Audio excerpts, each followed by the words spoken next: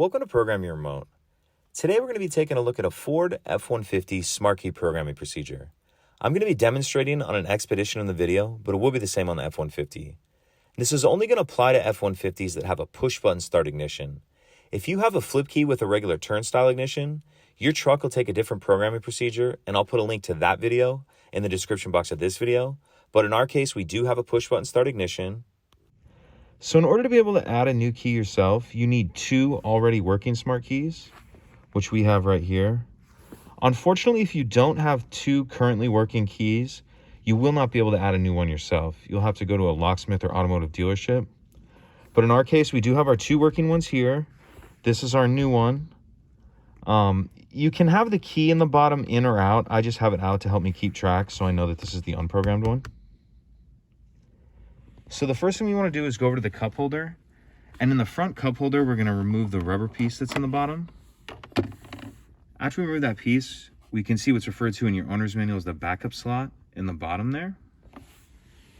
So we're going to take our first already programmed smart key, and we're going to put it in there like that. Then we're going to come over here and we're going to turn the ignition to the on position. So that's going to be pressing the stop start button one time without pressing the brake. And we're going to listen for it to stop dinging.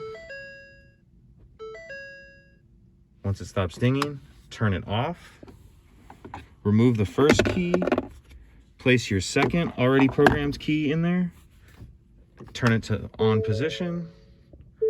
Wait for it to quit dinging. Turn it off. Remove that. Now we're going to grab our unprogrammed key and put it in there in the same way. Come over here and do the same thing. Turn it on.